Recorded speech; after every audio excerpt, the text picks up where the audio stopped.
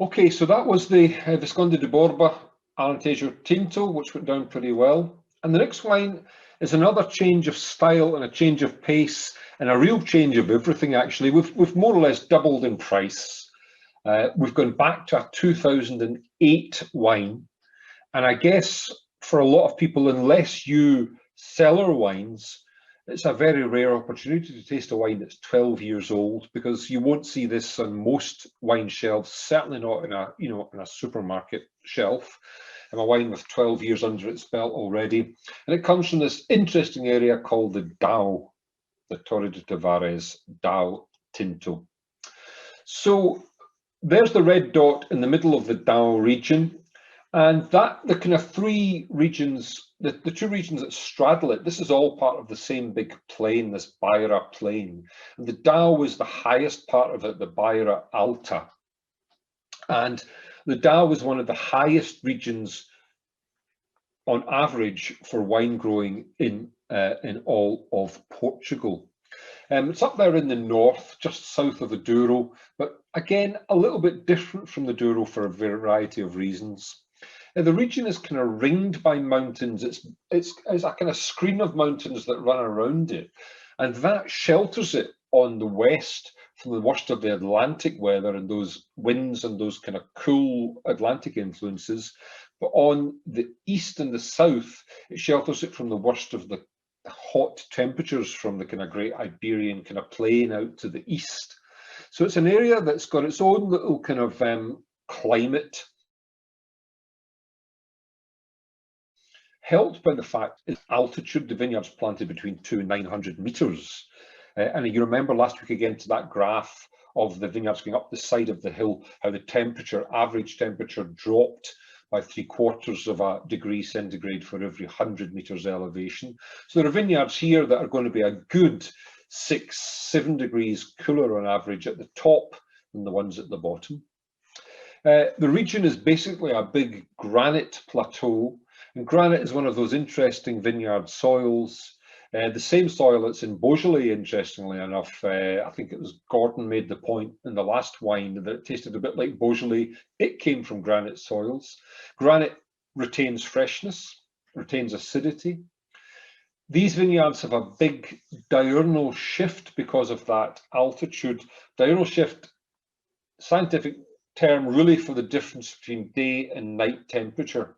If you're in the tropics, the temperature will hardly fall overnight. It'll still be steamy hot. If you're in the Mediterranean, the temperature, if it's 30 during the day, might come down to 17 or 18 at night. If you're here in this high altitude, more continental climate, at 30 during the day, it might still come down to 8 or 9 overnight. And that's good for retaining acidity in grapevines. So all of those things, granite soils, altitude, shelter from the worst elements, the extremes of weather, and the diurnal shift, all very good for retaining acidity. And that's one of the things that people tend to love about wines from the Dow Valley, is that it has good acid, a slightly less big and muscular style than the Alentejo typically. Although we have to remember this wine is 8 years old, so you wouldn't expect it to be feeling really fresh and young and vibrant. That's not the point of a wine like this and aging a wine like this. The man who makes it, João Tavares de Pina, is a little bit of a character. The vineyards are all organic. He's very much into ecology and sustainability and the whole ecosystem around his vineyards.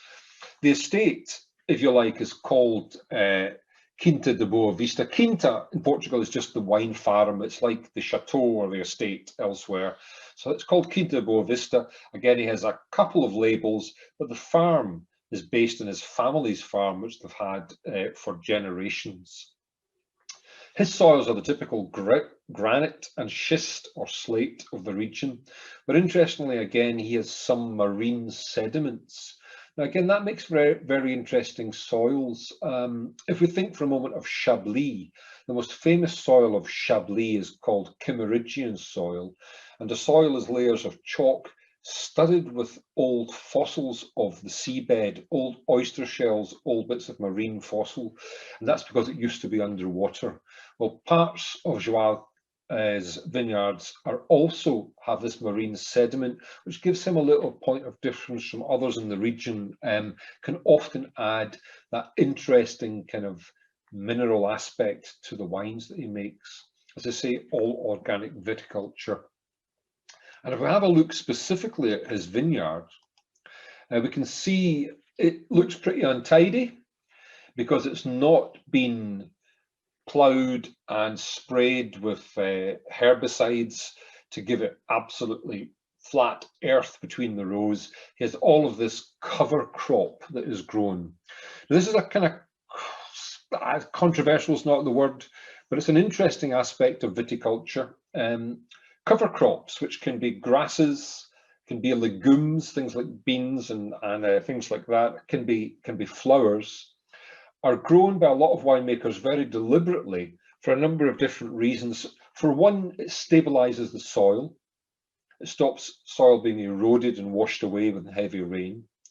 For a second one, it gets nitrogen into the soil because the roots of these plants are going down and adding nitrogen. Thirdly, it breaks the soil up naturally.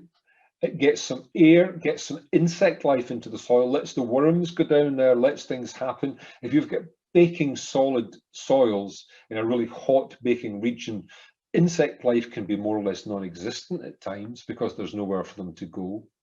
It gets that biodiversity into the vineyard. And also, in some regions, it's planted to compete with the vines. Vines being under a little bit of stress is sometimes a good thing. Stress because they're not getting enough water, not getting enough nutrients, and it forces the vine again to send its roots deeper. And sometimes cover crops are used for that reason, to cause a little bit of extra stress in the vines. He's a big believer in cover crops. You can go onto his website and read all about them. This wine, a blend of 3 grapes, all old vines. Jaén was by far the biggest proportion of the wine, plus Touriga Nacional and Rufet. Now, Jaén is the same grape in Spain as Mencía. If you've tasted the wines from Bierzo, up in the top left corner of Spain, made from the Mencía or Mencía grape, it's the same grape. Quite a different recipe here for this wine. 4 years it's spent in oak, big barrels of French and American oak. Then he cellars it for another 5 years before releasing it. So it's spent really about 10 years in total between fermentation, oak aging and bottle aging before he releases it, which is why it's a 2008 on the market at the moment. And if you think of any business that's going to plant its crop, harvest it, put the labour into making the wine, and then not make a penny profit for 10 years. It's quite an unusual thing for someone to make a wine of this style. It's a very single-minded kind of approach to making a wine. So let's taste it now that we've given it the spiel. I'll stop sharing again and I'll take myself out of the spotlight again